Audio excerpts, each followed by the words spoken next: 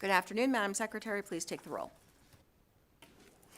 Assemblywoman Anderson? Assemblywoman Bilbray Axelrod? Assemblywoman Brown May? Assemblywoman Considine? Assemblyman DeLong? Present. Assemblywoman Duran? Assemblyman Gurr? Assemblywoman Hanson? Assemblywoman LaRue Hatch? Assemblyman Watts? Assemblyman Urick? Chair Cohen.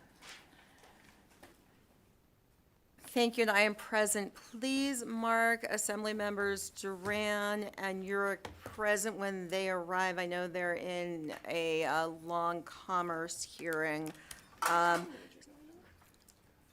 So with that, some housekeeping before we begin our bill hearing. Please silence all electronic devices. If you wish to testify, please sign in at the table by the door and provide a business card for the committee secretary. For those joining online, if any, please be sure to mute your microphone when you are not speaking to minimize any background noises. When testifying, please turn on the microphone and clearly state your name and affiliation, if any, for the record, then turn off the microphone each time you're done speaking. As for handouts, there should be 15 hard copies for members of the public.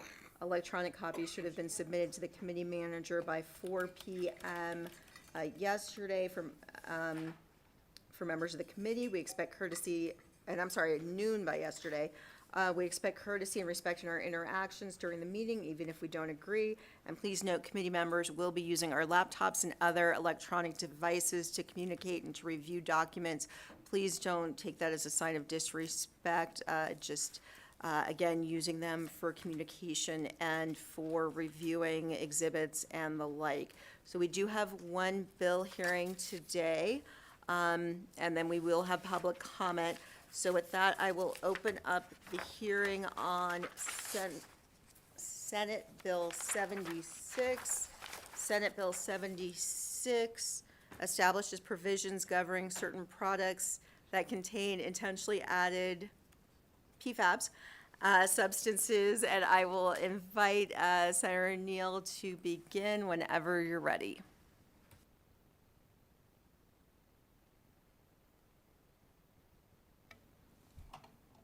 Good afternoon, committee. I am Senator Dina Neal here to present SB 76. This bill, I hope you guys should have two amendments. You should have an amendment that lays out deletions from sections, and then you should have an amendment that changes the chapter from 459 to 597. That wasn't, and I want to just quickly state, that didn't happen on the other side because it wasn't until legal, I got an opinion from legal from Endow, not from Endow, but from Senator Settlemeyer, who came and said, I think it's in the wrong chapter. And then I went and asked further questions, and they said, yeah, it belongs somewhere else. So hopefully you guys have those two, because it matters that you have the second one. And it also matters about the first one. So SB 76, what does it do? And how did I even encounter this bill? So PFAS has been around for a long time. However, it's just been in recent years that I would say the federal government has started to take action. There have been several ways in which PFAS bans have been administered. Some through state law, some through agency action, and others through some cleanup that has happened through EPA or environmental organizations within states who then establish rules to then target cleanups of PFAS. So one of the first states that I want to point out is Maine in 2021 did a passage of law banning PFAS in all new products, and it was a landmark moment. The measure won't take effect until 2030. And it bans any intentionally added PFAS that allows for exceptions in products that are essential for health, safety, and the functioning of society. PFAS was sweeping in Maine. However, SB 76 takes a very narrow approach that was presented in Colorado, and then further narrows the approach with some amendments that were taken on in the Senate hearings. So I want to start off with a couple of things, because I never expected this bill to bring the level of opposition that I've received. And so it's been interesting who cares about the language of this bill. I'm sure you guys have all received emails about the labeling, that I've even heard that I was violating free speech, that it was compelled speech, and of course I disagreed with that. And then I went and I looked and I said, okay, let me take a step back. How is it exactly that I'm able to bring this bill? Number one, the states have powers to do economic regulation, number one. Number two, that power is vested from police powers, right? It's one of the strongest powers that we have in the state, which is to do economic regulation of business or an industry. Next, when we talk about compelled speech, this is another place where the states have power, because compelled speech, as looked at the court, is seen as having a lower level of scrutiny.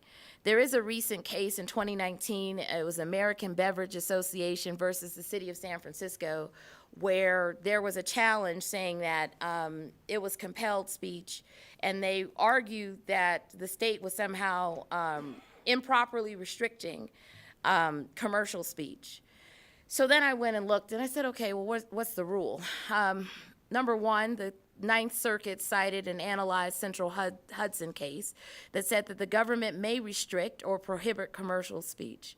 The restriction must advance the government interest asserted, and it also must focus on clearly that government interests must be closely aligned to that speech. And in this case, for PFAS, we have a health and safety concern for our citizens. We have a chemical that, because of its chemical makeup, does not break down.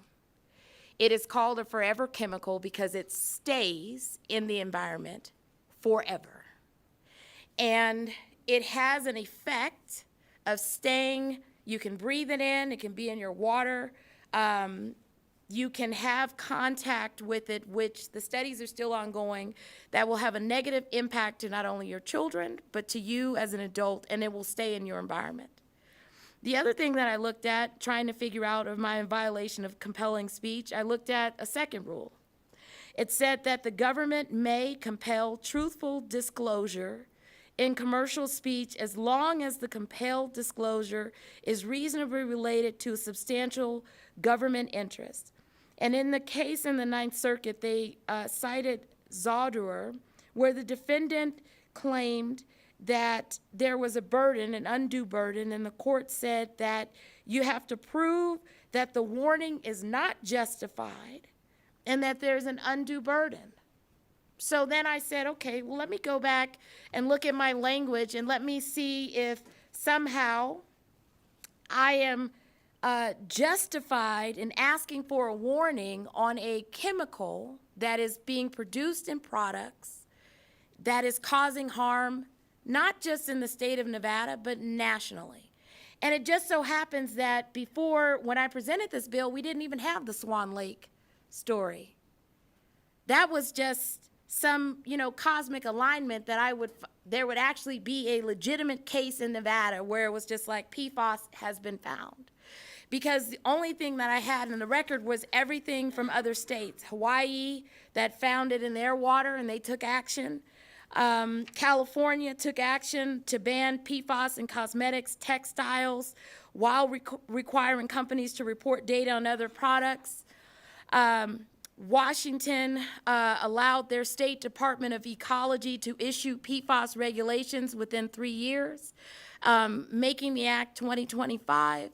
And then in Michigan, they allowed their regulators to craft rules for the past several years to determine the levels of PFAS compounds found in drinking water, groundwater, and surface water.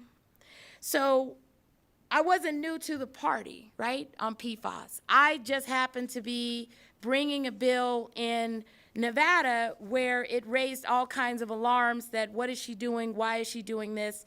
I thought she was pro-business. I thought she was friendly to business. And I don't think I'm anti-business. I think that I'm trying to figure out how, if you go buy a set of pots that ultimately the slick coating on that set of pots isn't going to kill my child. That set of pots that we want to cook Salisbury steak in isn't going to suck up some chemical that is going to reside in my body or my children's body or my neighbor's bodies for 25 years. I also want to make sure that the plastics that are covering our foods is not going to find its way in our water or in our trash, or where that chemical is going to soak into chicken, ground beef, or anything else. And so I didn't realize that, how serious it was until I started looking, literally, for pots. And I was just like, wait a minute, what's going on? So I'm buying things that may kill me. I'm buying things that I've had in my possession that basically when it heats up, I could potentially have this fluorocarbon filter in to my food, and then I'm going to eat it. So I said, all right, well, California did it. I was like, I don't know if I care too much about what they're doing, but when Colorado did it, I was just like, all right, now I have a law I can build upon. Because sometimes California goes too far for me. So I built this language off of what Colorado did and how NCSL then did a national study, or not study, but story on PFAS. And then I decided to bring this bill. And so now that you guys have a general sense of why I brought it, we can just get into simply what does the bill do, and then I will, as I go through high level, I will talk about the amendments. And if someone is in opposition to the existing amendments, I can tell you this. I went and looked at FDA, I went and looked at EPA, and I was trying to figure out what's currently in place around PFAS, labeling, have we moved? And, EPA has been moving pretty quick. So they actually have eco labels that they've created, and that's where I got that from. So if you look at the bill, if you go through pretty much sections 1 through 10, create definitions. Then section 11 talks about intentionally adding PFAS, and that the term includes without limitation these substances that are intentionally break down. And then it talks about the term does not include the use of recycled materials which may contain PFAS. And I accepted that amendment because it made sense. How can you track what has already been recycled and then determine whether or not it has PFAS in it? Makes sense to me. Section 11.5 was an adjustment of the language for juvenile product, which when you read it, this was captured from the Colorado language, which basically laid out that they were trying to go after children's products. But the opposition that I had on the other side was you had children's products and we needed to match juvenile products, so I made it look the same. So then in section 11.5 sub 2, the term then has exclusions. Then in section 12, it defines manufacturer.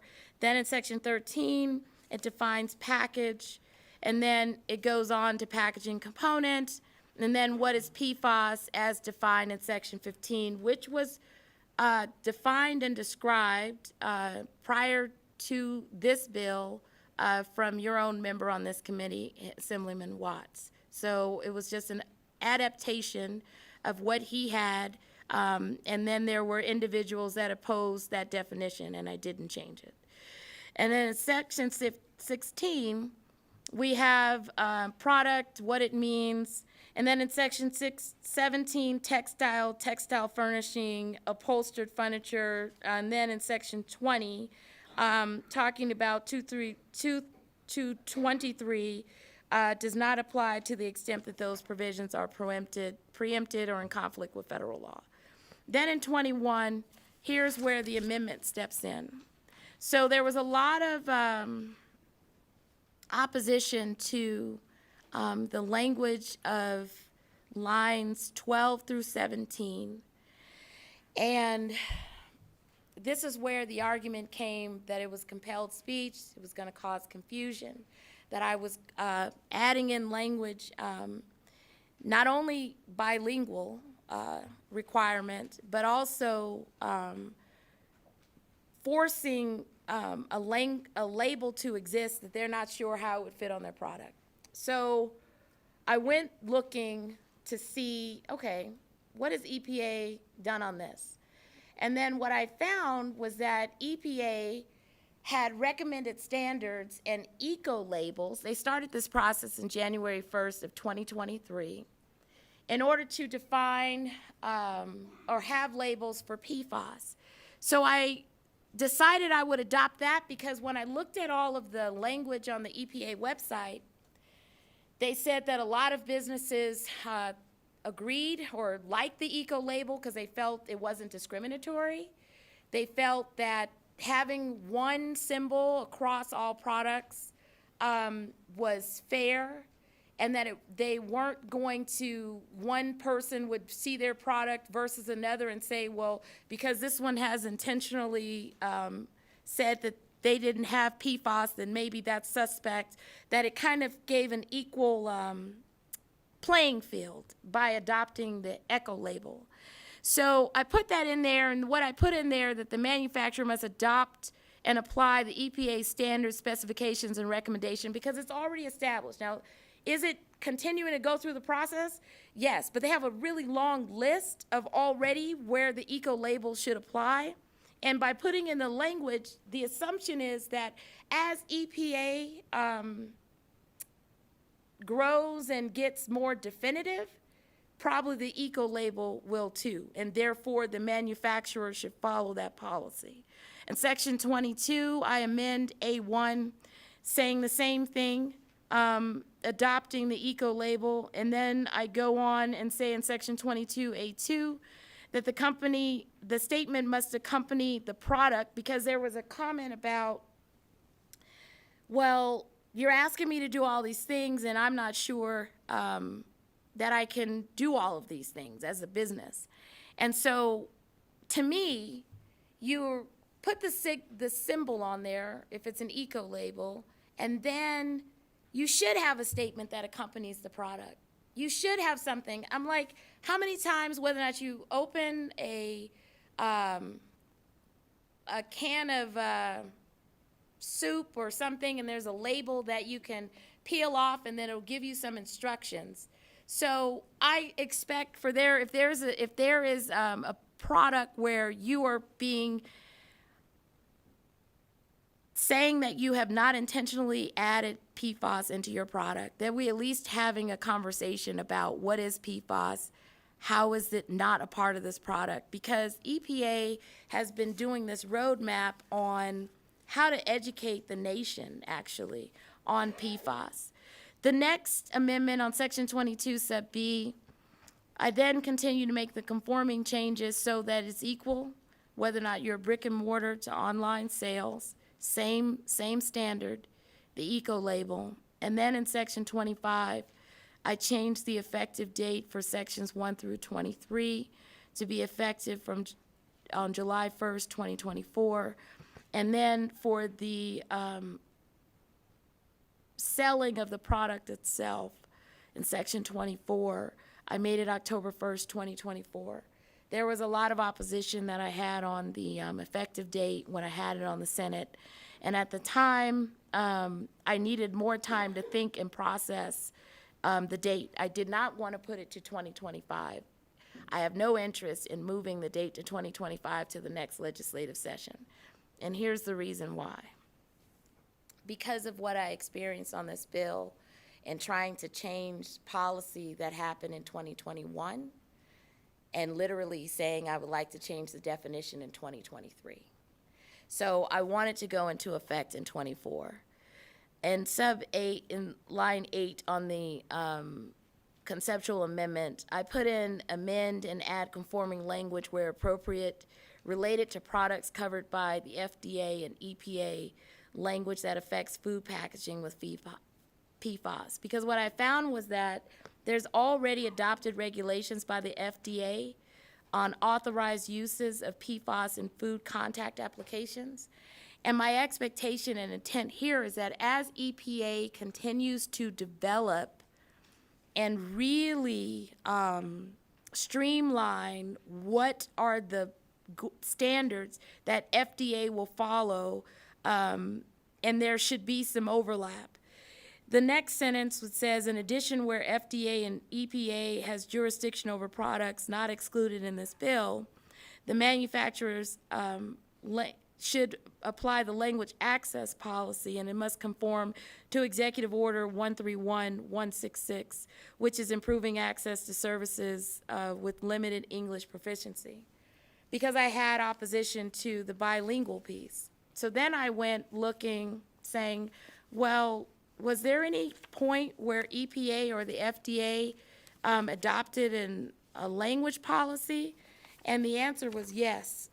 Actually, there was a language access plan that was adopted May 9th of 2011, which included series of agencies. It included Department of Ag, it included EPA, it included FDA, it included the FEC, it included the National Council on Disability, it included the National Endowment of Arts, Pension Benefit, Railroad, Retirement Board, Social Security, so on and so forth. So then, once I found that, I said, okay, well, I can't be burdening you with the language access plan when the federal government has already established and required that an agency create a limited English proficiency plan, knowing that there are citizens in the United States that have limited English proficiency. And so it is of our interest to make sure that they can understand the product in which they're going to use. And so with that, I will close my remarks, and you guys can ask me whatever you want. Thank you, Senator. I have a question from Assemblymember LaRue Hatch. Thank you, Chair, and thank you, Senator, for being here with us today. I think this is a really important issue, and I think protecting consumers is something that is our job here in this building, and I appreciate that you're fighting that fight. My question is on the eco labels. Given that that's a federal designation, is there any fear that that may be something that doesn't continue if there's a change of administration or a federal law, that we now have this thing in statute that's doesn't exist anymore? I don't know the history of eco labels. Maybe that's not a concern, but I wanted to give you a chance. Senator Dina Neal, thank you for the question. And I thought about that too, being that they started this conversation January 1st of 2023. I also thought about just making a default language in my amendment saying that if failure of eco labels to exist, then you default to what has been the standard, which is I did not intentionally add PFAS to this product, right? I'm always thinking about the catch-all. And so that is what I would add into this bill. I didn't bring it in here today, but I've been thinking about when I put the language in there, how I should say if and when or failure to, right, and the default. Because I recognize that that would be a potential argument that someone would bring to the table and say, well, you know, she's putting these burdens on us, and what if it doesn't happen, and then we're having to comply with something that may not be in existence in the future. And so I intended after this hearing to provide additional changes to try to deal with that catch-all, because I've gone through enough, I guess, in this building and on this bill that I'm considering all of the ifs and the whens, right?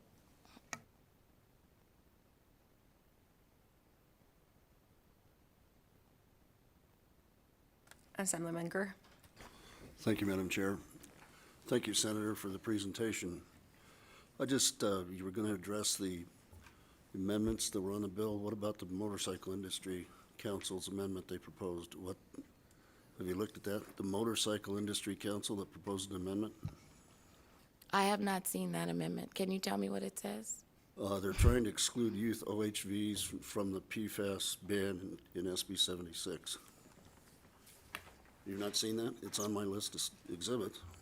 Well, I could tell you in all of the companies that have contacted me, that's not one of them. I got contacted by dairy. I got contacted by consumer labels. I got contacted by the toy industry. I was contacted by the Chemistry Council. I was contacted by the people who do biomedical, biologics. I haven't seen that. I will definitely look at that and review Okay. it. Yeah, it has to do with their safety equipment more than anything else, I think, on these juvenile OHVs and off-road toys that they play with. So it'd be a good thing to see what they're saying, see if it makes any sense at all. I will definitely look at that. So, but if it's a children's product where there's PFAS on it and it's a like toy motorcycle, I haven't read it, and it's potential where a kid could lick it, probably not going to accept that. I think these are motorized kids, you know, under 12-year-old motorcycles, not toys. So, okay, I'll look at it. But if you would, it'd be great. Thank you. Yeah, I appreciate you highlighting that for me. Thank you. Thank you, Chair. So, well, I want to go back to what you just said about a child licking it. Well, you know, coming on the plane down to Las Vegas after last week, I sat next to a firefighter who was telling me about issues with PFAS that the firefighters are having, and they're definitely not licking their, you know, gear, and that they have a lawsuit now going on. And so, I mean, the issue with the PFAS isn't necessarily just consumption, right? It can also be having contact to the body. Senator Dina Neal, yes, you can experience it in multiple ways, but when I'm thinking about children, right? So like I have carpet in here, and when you think about contact, breathing it in, right? Laying on something that has PFAS and the constant connection with it, it can enter the body in different ways. But I was being facetious with children, right? Because I think about I had little kids that had a little motorized something, and I distinctly recall even the battery potentially going in their mouth, right? And you're just like, wow, okay, listen, hey, slow it down. Take the batteries out, take the car out your mouth, and and put that over here and continue to play differently. But I was being facetious. Just wanted to make sure we had a clear record. Okay, Assemblymember Hanson. Thank you, Madam Chair, and thank you, Senator. It's good to have you here, and we love facetiousness in committee. It's always a welcome respite. So completely impressed how much work you did, and also anticipating the possible interplays and the questions, because as I had looked at the bill and I was starting to look up some of the questions I might have, you already kind of addressed them, because there's a lot going on at the federal level. And so I was thinking, how does this play in a state level? And you addressed a lot of that. We can see that there's a lot of movement on the national level, and a lot of states addressing this, while we're waiting maybe for the national agencies to really take some action. That being said, in section 21, when we say a manufacturer shall not sell or offer to sell, and then you list, then there's the list of carpet, rugs, fabric treatments, so on and so forth. Just curious, it says manufacturer, but say a person has, they sell something at a flea market. We have people who sell new products at flea markets. They're not the manufacturer. How will that work for people who might even just unintentionally be selling these products that might have this in it at those kind of venues? Senator Dina Neal, for the record. I had, in the prior version of the bill, I had affiliated products, or I know people talk about the chain of command, but ultimately, if it's being manufactured at a certain point after the effective date of this bill, the expectation is that it's labeled, number one. It's also the expectation that whatever that product is that is being found at the flea market after what that would be, July 1st, 2024, that there should be some kind of notice that's going out regarding that product. I never considered that someone would be buying carpet at a flea market. I've never seen it. But I think in that case, I think I would have to probably deal with if it's recycled or reused, which I only have recycled in here. I don't have reused. And if it's a new product, they got it from somewhere, right? They got it from a manufacturer. And the idea is that this is now being triggered after the effective date, right, of July 1st. And then from not selling, then you go October 1. And so I would be willing to look at a product that is reused or found at a thrift store, a flea market or something like that, because you can't, you know where it came from, but because it's passed hands 5 times, 10 times, 15 times, you don't know where it came from. I'd be willing to add that in. That makes sense. I'm a thrift store person, so I potentially have old PFAS in my house. I have a follow-up real quick. Thank you, Madam Chair. Well, thank you for that. And actually, I don't expect a lot of micromanaging on this. As I think about this more, it's almost as if and this sounds like a very dangerous product, very dangerous chemicals. I would expect, if it's that big of a concern, which it appears to be, that we can maybe hope for some sort of national ban. I don't know what that looks like. But that being said, an educational campaign for sure for grandfathering products that are going to be out there on the market, that at least the consumer can be educated, right? Because you're going to try to label things going forward, but then looking at what do we do about these products that are in the past, just buyer beware sort of thing. So not that I expect you to address every single jot and tittle in the bill, but just was curious as we look at this from a state level. So thank you so much. Assemblymember Urick. Thank you, Chair and Senator. It's nice to meet you for the first time. I apologize for walking in late on your presentation, and so I apologize also if you address this issue in your presentation. But it sounds like, as I read through this, it sounds like there definitely is a dangerous product, and this is, from a consumer protection standpoint, is a very important piece of legislation.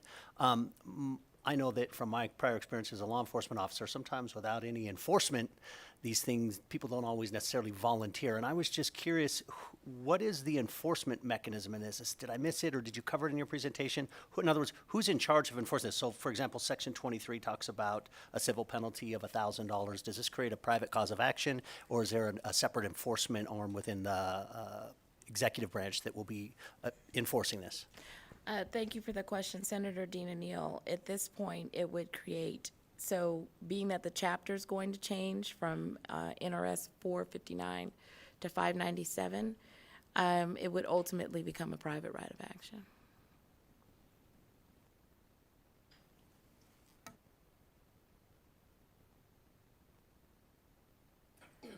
Okay, I have some questions. So, looking at the Eco Labels website on the EPA, or page on the EPA's website, so there are some products that don't have eco labels yet. Are you saying that the companies are supposed to create their own version of eco labels for something that doesn't, if it doesn't exist yet, or as they exist, because we see that the EPA is going to be making them more and more, they have to pick up on them and use them as they exist? Senator Dina Neal, for the record, it would be as they exist. So as you look on here, it says EPA's recommendations and specifications, right? And then it lays out, you go through, it has on the side whether or not it's required or optional, right? And then it says optional, and then it says required. And then, so I'm expecting that as they continue to move through this process, which started in January of 2023, that more products will be added as the EPA finishes this process of building this framework. And that's why I was saying that I need to add that if and when language to the bill, because this was my amendment for the opposition that I had against the actual statement that was listed in the bill, that no, I'm not going to try to pronounce that, but no PFAS or substances were intentionally added. So after getting a series of emails, I went to this because I was just like, there should be a label on the product.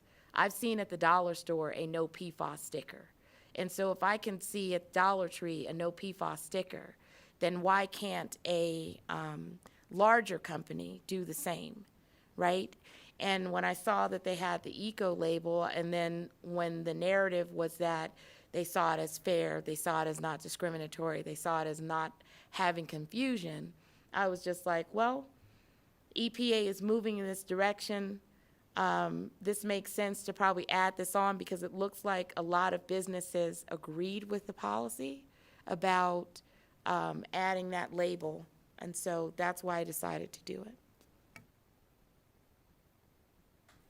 Okay, thank you. And then with the Executive Order 13166, as far as I understand, that's an order for federal agencies to follow, but this would be for private companies to follow? Would they be, go ahead. No, Senator Dean Neal for the record. So the executive order, what came down, right? So when I got the opposition just a few days ago saying your compelling speech, I started to look at why would they say that having a language requirement is a burden on top of some other things. And so when I found that executive order, I'm just like, okay, well, if this has been around since 2011 and it covers all of these agencies that are regulators of companies, right? That somehow the footprint of a business crosses over the FDA, a footprint of a business crosses over the EPA, it crosses over these areas. So wouldn't that language access plan then be passed down through their regulatory process, right? So I'm like, if the language access plan has been there at the federal level in order to make sure that what you're administering is in a language for someone else to understand, then why couldn't that apply here? Because in my mind, I was going after the argument. It's already been done. If the feds could do it in 2011 and say there's a language access policy that they were implementing as through their agencies who regulate businesses, then why couldn't it be applied in the state of Nevada?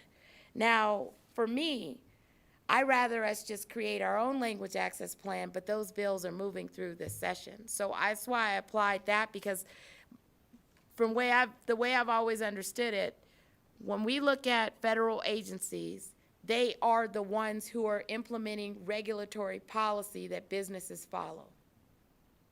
And if that's the case, then that language access plan also filters through their regulations.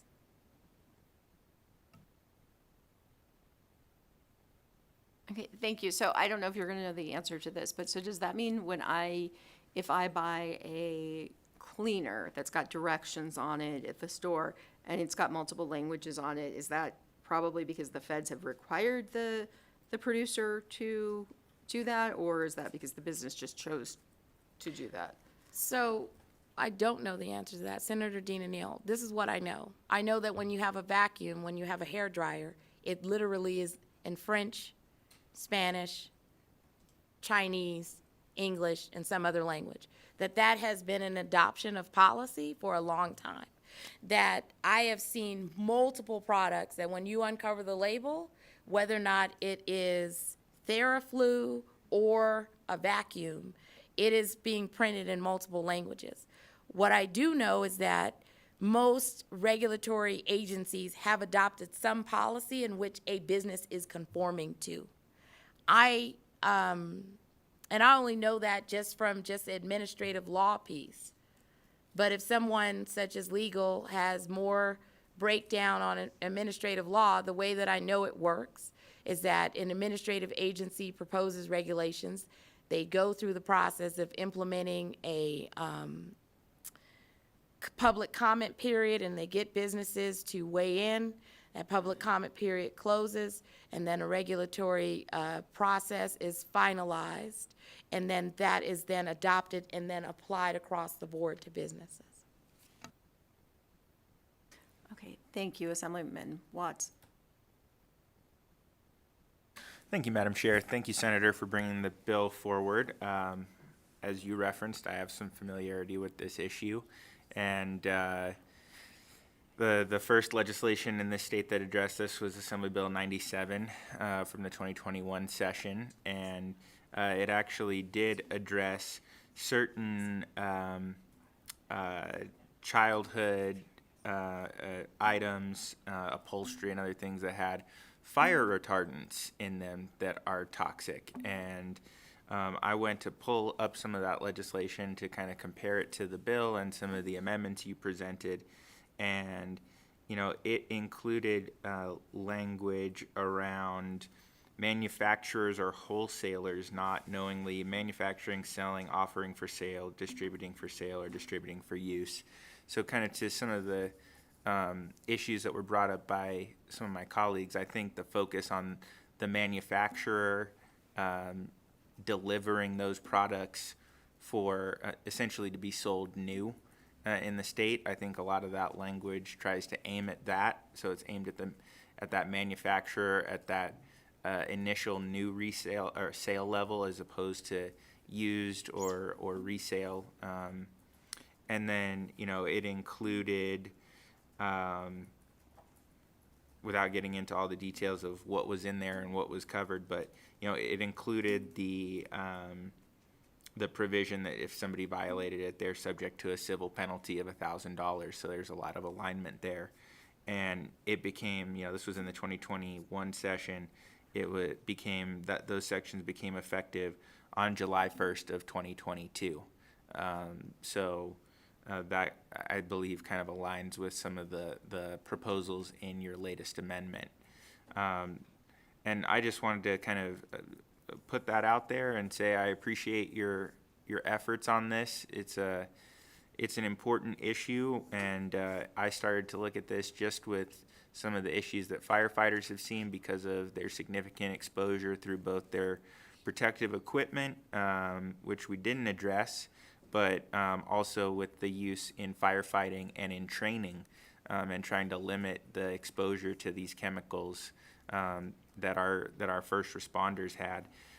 But I will note, and I know that Division of Environmental Protection is here, that we also called for the formation of a working group to look at these issues and to try and keep up with all the issues that are going on in the federal government, and figure out how we can also take action to try and address these things. And there's been a lot of moving parts on them, and ultimately I commend you because I know that this stuff is in food packaging, that those waxy boxes, what makes them waxy in a lot of cases is PFAS, and that your nonstick skillet, your that coating is PFAS. And so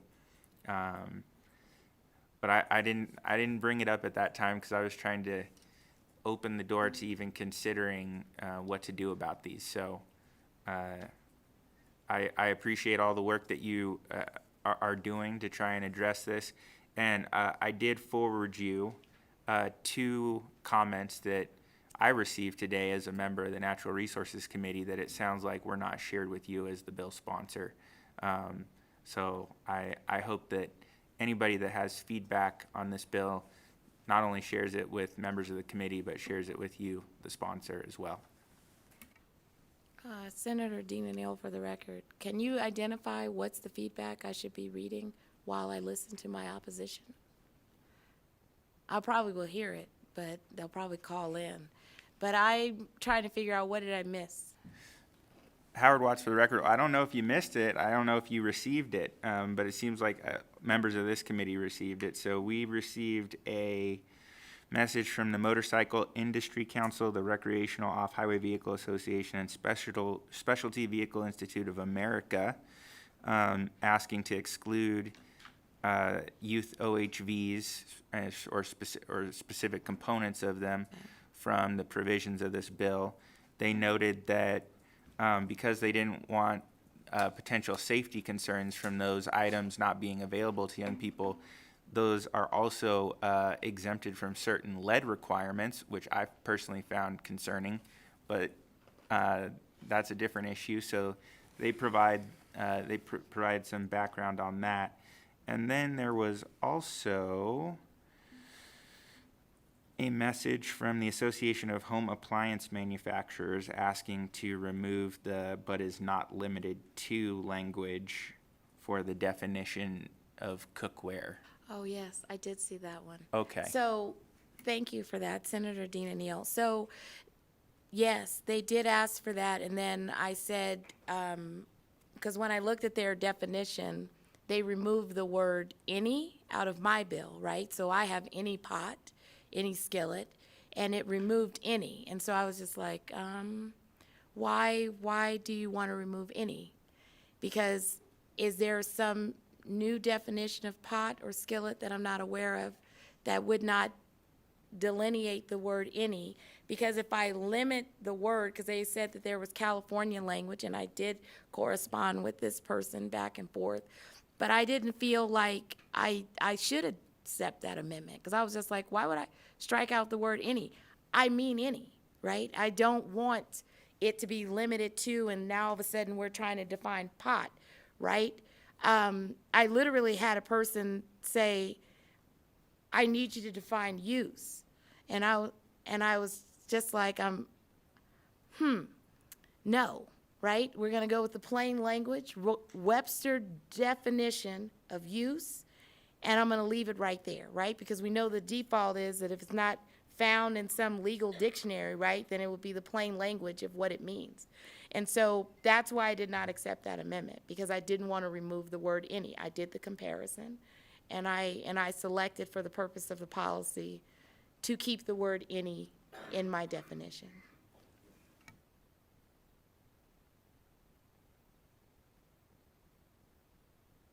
Okay, I have a question from Assemblymember Bilbray Axelrod. Thank you, Chair, and thank you, Senator, for bringing this and really, honestly, your thoughtful attention to every aspect. I'm always in awe. I've been in awe of you since I joined this body, and just the way you do your research. To me, I wouldn't accept any amendments, because I think we should know what's in our products. I think that's what we as consumers we're entitled to that, right? We're purchasing something. And so I guess I'm like shaking my head, because I'm thinking, cigarette warnings, and I remember the same argument, like, we could never get that warning on that tiny little package. And now, it takes up, a big portion. So I think your bill is great, because it's showing that a product doesn't have PFAS. I don't understand why we're not showing products that do have PFAS in them, quite frankly. I mean, that's what I would want to see, rather than this product's doesn't have it. So I guess I'm kind of scratching my head, like, why there's opposition to this at all. But I don't know if there's really a question there. Sorry. Thank you for that, Senator Dina Neal. I'm going to say this, right? I read whatever amendments or opposition could come in over the weekend. I've had about 36 minutes of free time today between finance, the floor, Senate Ed, and then I was right here. I think business is always protective of business, right? And I have moved policy that is pro-business. I just had a bill the other day on this side of the House. I think this is where we try to find the balancing act between you being a business and making a profit at the expense of harming citizens, right? This has not, PFAS is just a continuation of an issue on trying to find that balance on how do you make a product that was sellable for a purpose, and then try to at least eliminate the harm that will be caused long term. It's called a forever chemical because it's forever. And I don't think people knew at the time, but the research has been uncovering itself since 2007. From my research, Assemblyman Watts may have deeper, but from what I saw, 2007, it started to pop up from PFOS, then PFAS, then PFOAs, and then people started to really understand, wait a minute, this isn't breaking down. It's not dissolving. And then the EPA continued and they slow rocked it this whole time. But now that there's been more increased impact on water, right? More increased impact and more studies that can identify that it is having a negative response on human beings, not just animals. Now they've presented a roadmap for the states. And once that roadmap for the states came out, I was just like, okay, well, there's enough movement on this to start having legislation. And I tell you, it wasn't until NCSL produced a story in the summer and I said, all right, well, I'll take this on, right? Because I had been thinking about it, but I was just like, let me see how far along we are. I didn't realize how much opposition I would get, right? And I'm okay with opposition. Drama comes with every bill that we move in this building, right? And you have someone that's just like, I hate this bill. I'm going to use all of my energy and effort to kill this bill. And you're like, that's fine. And I have every right to use all of my energy and effort to try to pass this bill. And hopefully, you know, the business industry that comes up will say, you know, she didn't accept my amendment, but was I being unreasonable when I didn't accept your amendment? Or were you trying to gut my bill or kill my bill, right? Or ultimately, if there's language that you were going to put in there that was going to dilute the definition, why would I accept that? If there was language that you were going to put in there that was going to really go after one of the central things that I wanted to deal with, which was pots, I'm like, not doing that. When the dairy came to me about the labeling and then started talking to me about this, you know, confusion, that made sense to me. I was just like, okay, well, let me look for a solution. But then I got other amendments that were like, well, you know, we would like to remove the stuffing that's inside of the fabric. And I was just like, why would I do that? The stuffing can come outside and it can still find its way in somebody's throat or somewhere that it shouldn't be, the water. And I'm just like, why you now you want to tear apart the thing and say, well, can you at least exempt the thing that's inside of the thing that I'm trying to regulate? And I was just like, well, I'm not accepting those amendments. Because ultimately, PFAS is dangerous, period. We need to get control of it. I'm not the first state. This isn't the first state to do it. So I asked, what did you oppose in Colorado? If you could share with me what you opposed in Colorado, that would be helpful, because the version of their bill is a scaled down version that I have right here. So apparently it moved, and that's right across the way. And they don't necessarily have the same issue of drought and all these other things that we have. So why are you opposing it here when they pass something a lot more comprehensive across the way? And now you want to say, well, I want to limit it here. Well, I already scaled it down. And I don't know what more else I would do, right? I mean, I'm going to consider this motorcycle piece after I read it. But other than that, when you start dismantling the product and say, well, can you make this piece not be a part of that? Then ultimately we're saying that some form of foam or fabric or thing can still have PFAS in it, just take it out. And so, you know, it's up to the wisdom of this Natural Resources Committee on the Assembly side to make your decision on what you're going to do on SB 76, right? I'm bringing the bill to you. I think that in the amendment, I have worked to think about what I felt was reasonable, but it's the wisdom of this committee to make a decision about what you guys want to do, right? And so I leave it up to you guys, for your will and the will of the chairwoman and the vice chair to make decisions about SB 76, right? We got to deal with forever chemicals, and if you don't deal with it now, it's going to deal with us.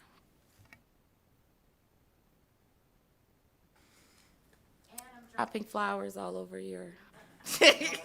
I keep picking them off them. All right. Thank you. Seeing no other questions, we're going to move on to support in Carson City. Do I have anyone for support in Carson City? And then if there's anyone in Elko or Las Vegas, please come forward. Go ahead. Thank you, Madam Chair and members of the committee. My name is Christy Cabrera-Georgeson, and I'm the Deputy Director of the Nevada Conservation League. We're here in support of SB 76. PFAS are toxic chemicals that can contaminate water, harm the environment, and are linked to numerous health impacts, even in very low quantities. PFAS do not break down in the natural environment and can find their way into our soil and drinking water. They can also accumulate and remain in the environment, wildlife, or our bodies for extended periods of time. Because of this, they're commonly referred to as forever chemicals. This bill is a step in the right direction to keep Nevadans and our environment safe from these harmful chemicals. We'd like to thank the senator for bringing this forward, and we urge the committee's support. Thank you. Thank you, Madam Chair, members of the committee. Patrick Donnelly, I'm Great Basin Director with the Center for Biological Diversity.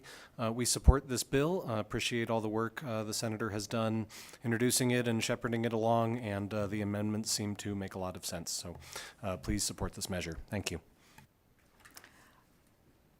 Okay, seeing no one else in Carson City and no one in Elko or Las Vegas, BPS, if you could go to the phones, please, in support. If you would like to testify in support of SB 76, please press *9 now to take your place in the queue.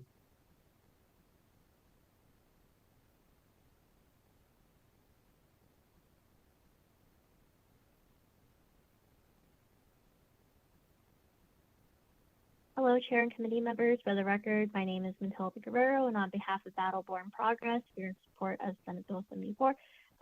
We're in support of this bill, and we thank Senator Neal for putting this critical measure forward. Forever chemicals have shown to persist in the environment for decades and have been linked to a wide range of health concerns. Scientific studies have shown that exposure to forever chemicals may result in decreased fertility, impaired immune functions, and increased risk for certain cancers and developmental effects in children. For example, a study published in the Journal of the American Medical Association found that individuals with higher levels of PFAS in their systems have had a 50% higher risk of miscarriage compared to those with lower levels. Another study published in an Environmental Health Perspectives found that children with higher levels of PFAS in their systems had lower levels of antibodies, indicating impaired immune function. We urge your support in this bill. Thank you. Ma'am, can we please get your name again? Can you spell it, too? Chair, the caller has disconnected. Okay, thank you. We'll take the next caller, please.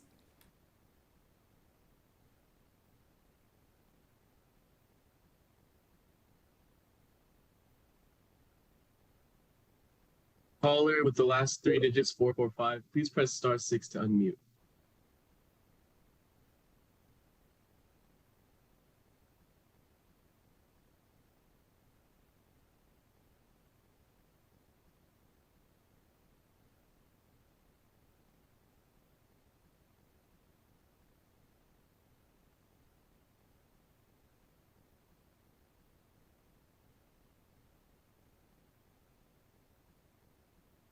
Chair, the caller is having issues unmuting. Okay, this is Teresa Crawford. Can you hear me? Please go ahead, Ms. Crawford. Oh, okay, I'm sorry. TERESA CRAWFORD, volunteer member of the Sierra Club's Legislative Committee, remarks on behalf of also Barry Levinson, head of the committee. She's a retired physician. I'm a retired nurse. We are so grateful to Senator Neal for all of her great research on the harms of PFAS and measures to reduce it in our environment. Pregnant women and children are at higher risk of exposure to these chemicals, especially children, for the amount of burden per body weight is definitely harmful. And the chemicals are also known to harm wildlife. As Senator Neal mentioned, there's a lot of movement. Many fast food corporations have switched to PFAS-free packaging, and a federal bipartisan amendment to ban these chemicals in food packaging passed the U.S. Senate committee last year. This is too great a risk to accept for human health and the health of wildlife in our environment here in Nevada. And this, we say ditto to all the other excellent testimony. This legislative session is an excellent opportunity for Nevada to begin our PFAS-free journey. We urge all of you on Assembly Natural Resources to support SB 76. Thank you.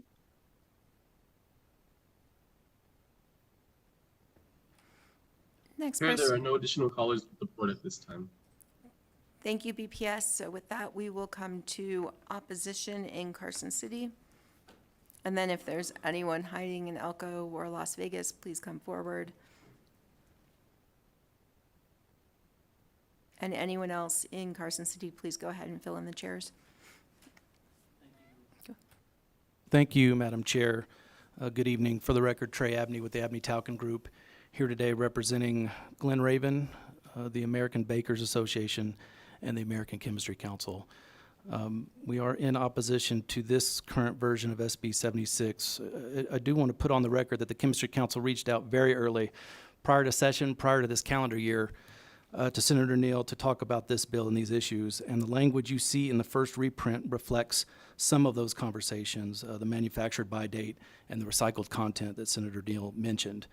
Our concern lies mainly with the new labeling requirement that has been talked about extensively here that was not in the original bill, although the private right of action gives us pause now that we learned about that just now. We want to point out that 95% of products in the market do not have PFAS. What this bill does is we're asking companies who make products which have never had PFAS in them to start saying that these products don't have PFAS in them. We believe it's essentially a penalty for manufacturers that don't use the chemicals, that is punitive to good actors and expensive and burdensome. And I should point out that no other state, not even Colorado, has this type of requirement. And to Assemblywoman Bilberry Axelrod's point, California does have something similar, but it's inverse. California has a law that says that warns you of something potentially harmful, not a label that says something is safe. From the baker's point of view, this could impact retail bakers who use boxes, again, that don't have PFAS in them, and difficulty of complying with one state law when you're talking about supply chains and things that move across state lines could actually limit the types of baked goods and products that are offered to Nevada consumers. The vast majority of packaging doesn't contain and has never contained PFAS. Now, point out, we are not against the underlying principle of this bill and banning this chemical. We have put our suggested amendment online that just strikes out the labeling requirement and cleans up that language. This is not just a bill that limits PFAS. This bill does vastly more than that. And Madam Chair, if I may, just really quickly, we saw the new amendments about 9:30 this morning, and I appreciate Senator Neal for sending that to us. We've been digging into eco labels today, and from what we have learned, private companies create eco labels. And so according to my client, there are not sufficient test labs, and these eco label companies charge $10,000 per year for you to have that label on your product. These are created by private companies, NGOs, and associations. There are hundreds of valid eco labels and certifications in these markets and product categories. The EPA created this list as a simple education and never intended it to be used to set policy and regulatory requirements. So for all those reasons, Madam Chair, we oppose SB 76. Thank you. I do have a question from the Vice Chair for you. Thank you for explaining that, and then also bringing forward the amendment. I'm confused as to why we also have the information about the American Bakers Association background with the economic impact, how exactly that helps us understand the information that you're bringing forward for the amendment. Thank you, So Madam. if you could explain that a little bit more as well. Thank you, Madam Vice Chair. For the record, Trey Abney, that was provided to me, of course, by the American Bakers Association. They feel that this legislation is harmful to them and the business that they do in this state. And so we just wanted to provide the committee with background on the number of jobs they provide and the benefit that they bring to the state. That's all. Thank you, Madam Chair.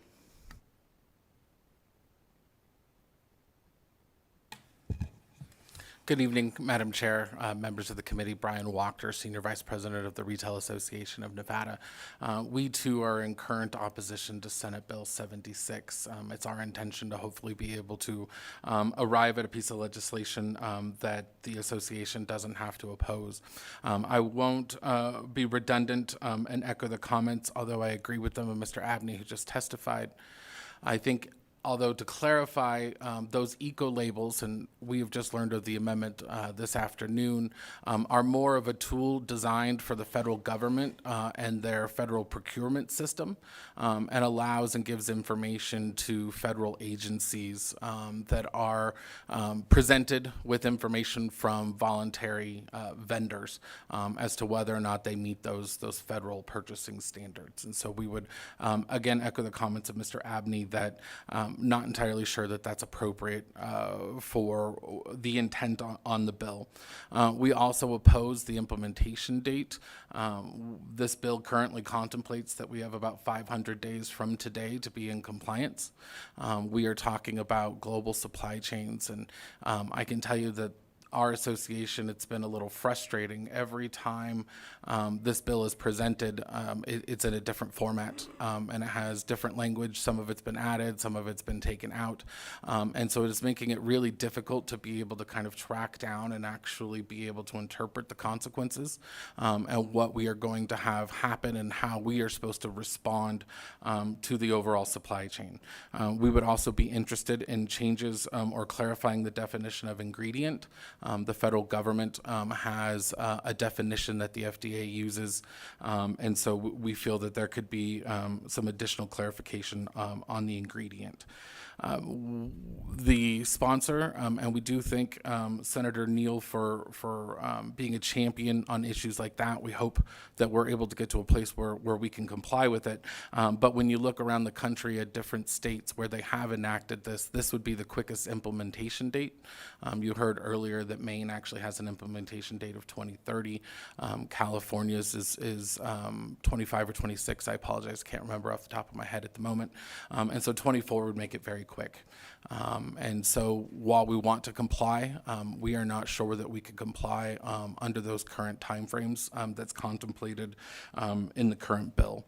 I would also say, Madam Chair, my last comment is that we have yet to have an opportunity, I think, to get all of the interested stakeholders in a room to kind of understand how all of these amendments play with each other and understanding the issue and really trying to target the intent and getting to a piece of legislation that, to Senator Neal's point, doesn't need to be fixed or clarified coming into the 25 session. So we believe that there's still a lot of work left to be done, and we hope to have the opportunity to be able to get that done and present to you hopefully a work session document that we can comply with and certainly fulfills the intent of the sponsor. Thank you, and certainly we know Senator Neal is always willing to meet with different groups and try to come to an agreement between everyone.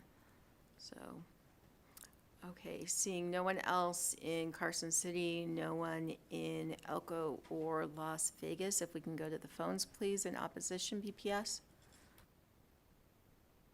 If you would like to testify in opposition to SB 76, please press *9 now to take your place in the queue.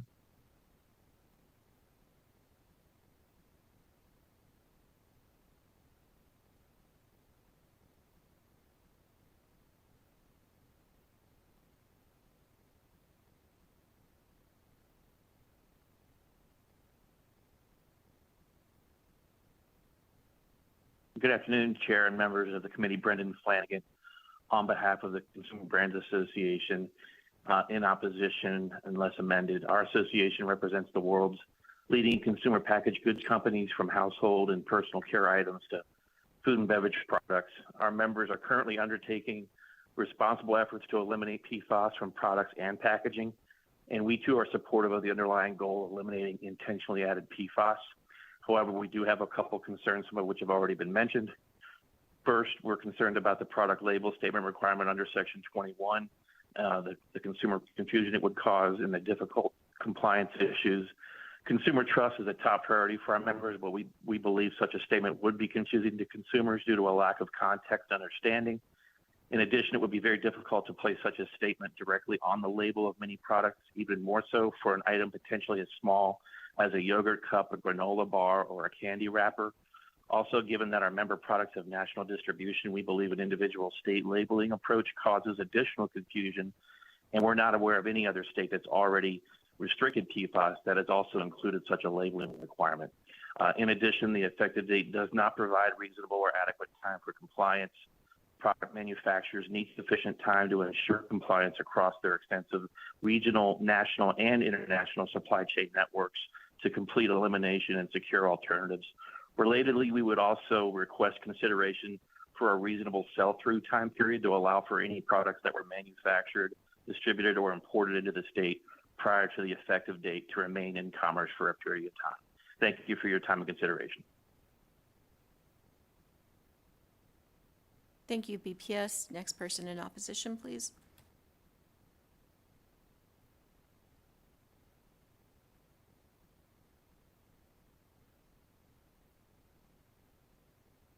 Hello, Chair and members. This is Lauren Aguilar with the Juvenile Products Manufacturers Association, also opposed to SB 76. I'm not going to repeat all of the concerns because I think a lot of our concerns also align with others that have testified today. So we do have, the one concern that I will mention that I haven't heard was that we have concerns with the no threshold that's currently in the definition of intentionally added. So others, to align with other states like California, for example, in AB 652, there is a threshold of at 100 parts per million for intentionally added. And like I think we've all kind of been hearing today that PFAS is a forever chemical. So just within the manufacturing process, there could be PFAS, on products without anyone actually intentionally adding it.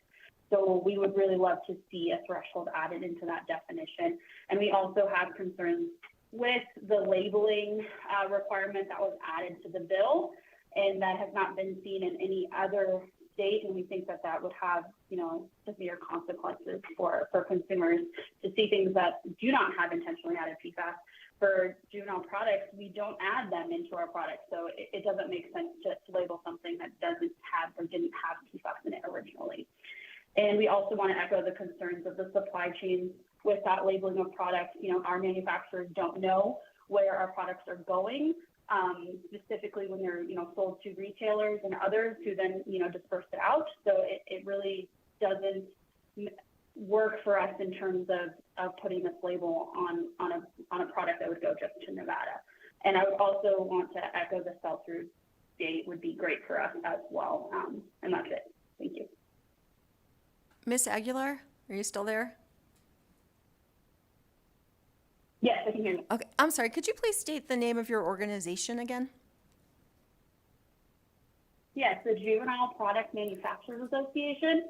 Thank you. JPMA. Thank you. You're welcome.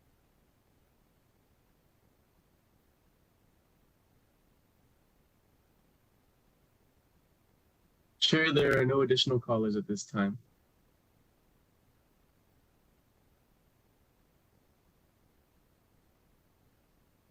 Thank you, BPS. With that, we will go to neutral in Carson City, and then, again, if anyone's hiding in Elko or Las Vegas, please come forward. Seeing no one neutral in either location, BPS, if there's anyone neutral on the phone. Chair, the public line is open and working, but there are no additional callers at this time.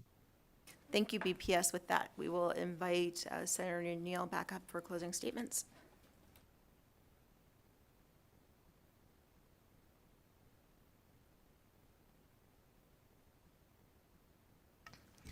Thank you, Madam Chair. Senator Dina Neal for the record. So I think I take a couple of issues with a couple of things, right? That number one, they received the amendment this morning when an amendment was sent to me Sunday afternoon in my 24 hours that I was home, right? So I got a text saying that there was an amendment from Trey Abney at around 2, or when I finally checked my phone, saying, my client has an amendment. And I was like, okay, I have an amendment as well. I'll send it to you after 9 o'clock in the morning. Why would I say that? Number one, because I had been home since 6 p.m. Saturday, and then have one day at home with my family, know I'm going to be in 8 a.m. finance. So I sent the amendment when I had time to send the amendment. I'm not going to, if somebody believes that me being pro-business is me taking my Sunday and going back and forth on an amendment that I didn't know was coming, then you are incorrect. I'm spending 6 days a week here in committee. Two, the juvenile product company, Ms. Aguilar, the concerns over the labeling, I find it interesting only because you don't like the label. Nobody wants the label, yet the label is in the Colorado product. On the EPA's website, it says the recommendations for eco-labels is to help purchasers identify and use private sector and federal environmental performance standards and eco-labels within the federal procurement. So they've been having conversations with businesses. You don't want the words there, right? You say the words are a problem. I didn't create it, right? It came from another statute in another state. Now you don't want the sticker, right? So is it that you're just trying to throw dirt on the policy because you don't want the bill in entirety, or you want to solve the problem? Because if you're saying you don't want the label, then how is it exactly that the person is supposed to know that you didn't intentionally add the PFAS? And at the same time, you want to have a conversation about the effective date and say the original effective date was January 1st, 2024. I move it to July 1, 2024. I move the July 1 to October 1. That's not good enough either, right? The conversation came up about Maine. Maine had a 2030 date because Maine included all new products, everything. It was comprehensive. It didn't scale it.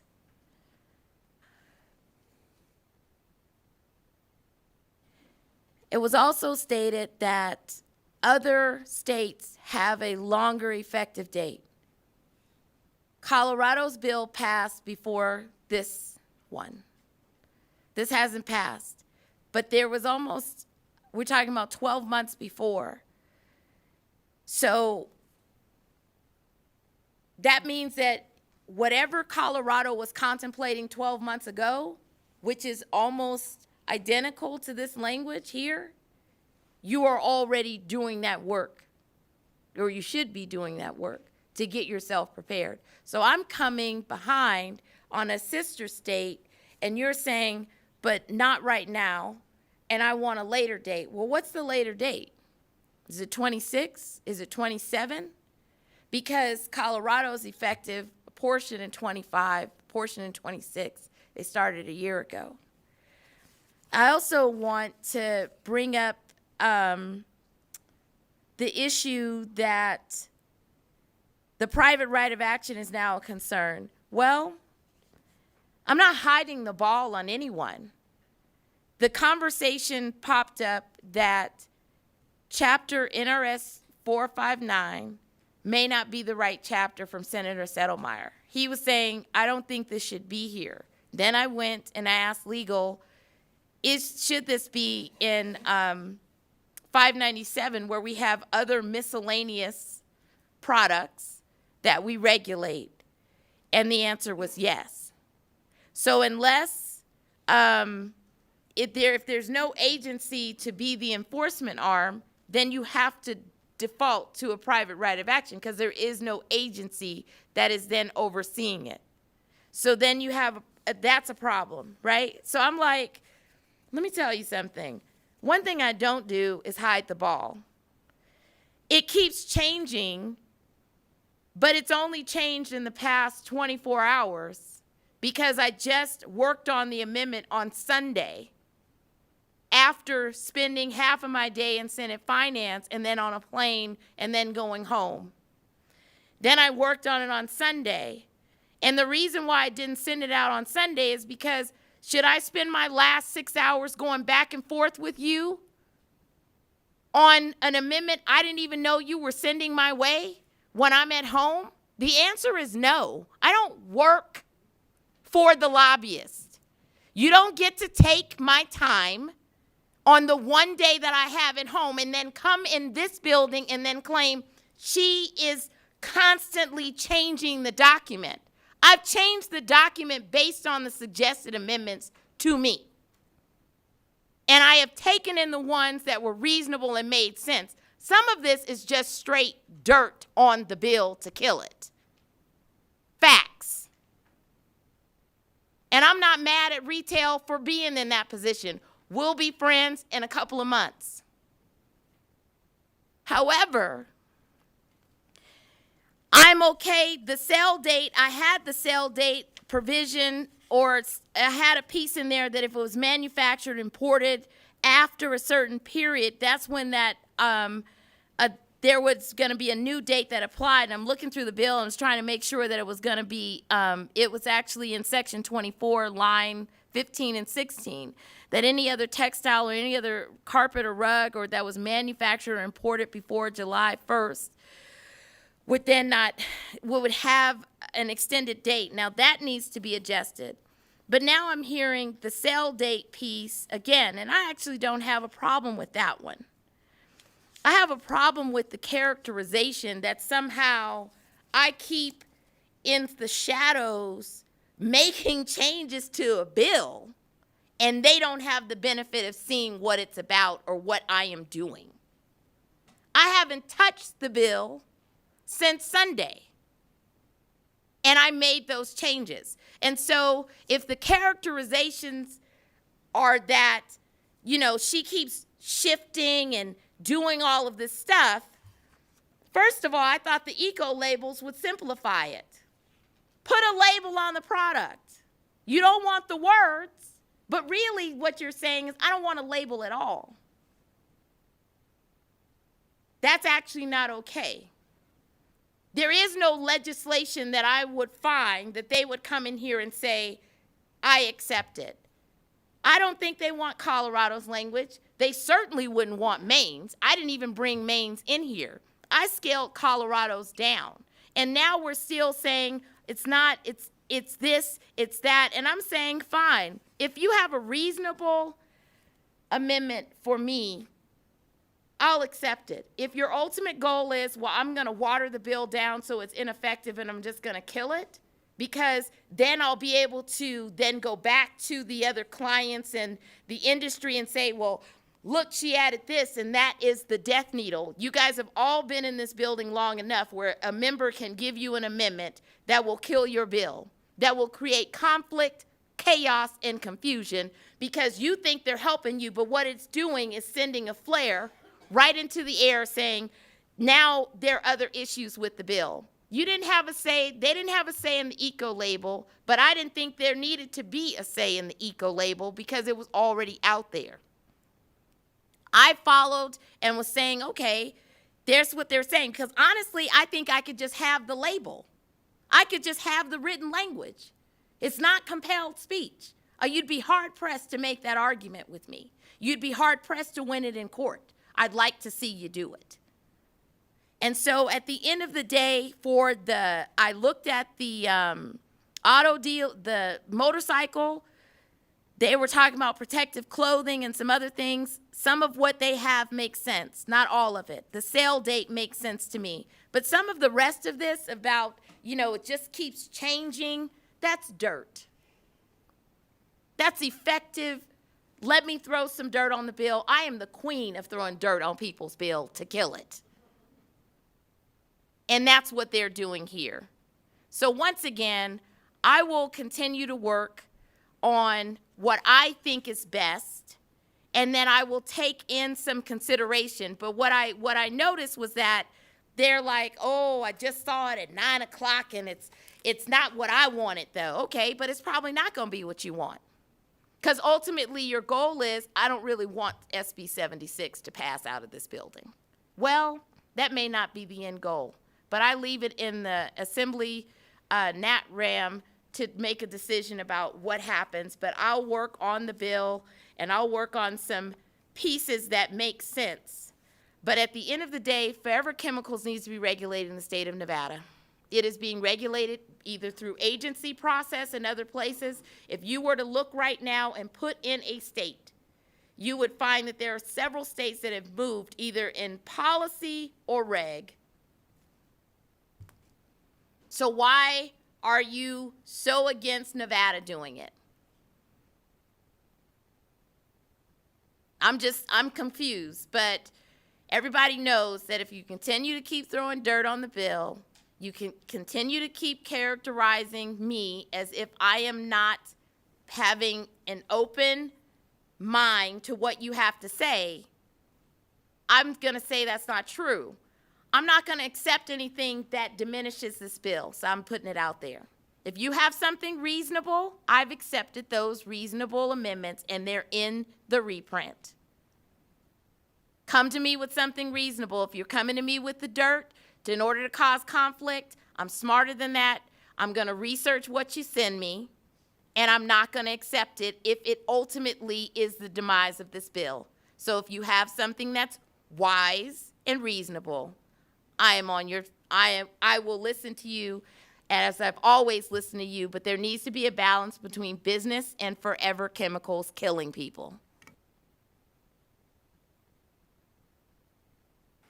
Thank you, Senator. With that, we will close out the hearing on Senate Bill 76 and go into public comment. Is there anyone in Carson City for public comment? Seeing none, seeing no one in Elko or Carson City, BPS, please go to the phones for public comment. If you would like to provide public comment, please press star 9 now to take your place in the queue.